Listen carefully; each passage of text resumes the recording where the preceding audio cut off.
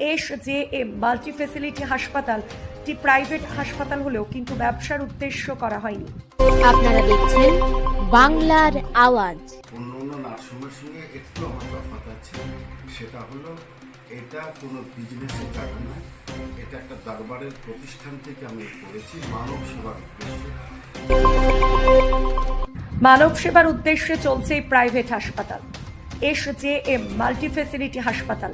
এই এসজেএম multi facility হাসপাতাল হুগলি জেলার আরামবাগে ব্যাপকভাবে সাড়া ফেলেছে।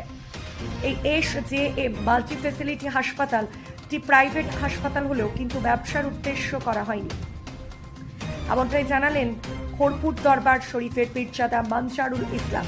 কেবলমাত্র মানব সেবার উদ্দেশ্যে অল্প খরচে পরিষেবা এখানে দেওয়া হয়। স্বল্প খরচে চিকিৎসা করাতে হলে পেশেন্ট নিয়ে এই এসজেএম হাসপাতালে আসার আহ্বান জানান মানজারুল ইসলাম। আরামবাগ সংলগ্ন কালীপুরে এই এসজেএম মাল্টি ফ্যাসিলিটি হাসপাতালটি মানব সেবার উদ্দেশ্যে সততার সাথে সোজা হয়ে দাঁড়িয়ে আছে। এই হাসপাতালে গর্ভবতী মহিলাদের সিজার 10 থেকে 12,000 টাকার প্যাকেজ করা হয়। সেই কারণেই এই হাসপাতালের সুনাম হুগলি জেলা সহ মেদিনীপুর ও বাঁকুড়া জেলায় ছড়িয়ে পড়েছে। এই এসজেএম মাল্টি ফ্যাসিলিটি হাসপাতালে সব রকম ডাক্তার সর্বদাই থাকেন এবং সব রকম অপারেশন থিয়েটার সহ 101টি বেডের সুব্যবস্থা আছে। আরামবাগ সংলগ্ন কালীপুরে এই হাসপাতালে এসে কেউ নিরাশ হবে না বলে জানান মানজারুল ইসলাম।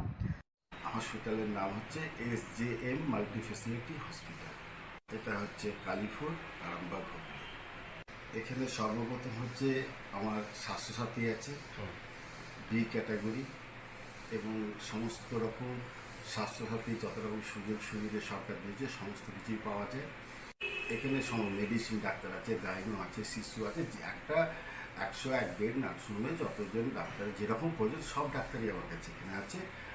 আর এটা অন্য অন্য নার্সিংহোমের সঙ্গে একটু আমার তফাৎ আছে, সেটা হলো এটা কোনো বিজনেসের জায়গা নয়, এটা একটা দরবারের প্রতিষ্ঠান থেকে আমি করেছি মানব সেবার উদ্দেশ্যে।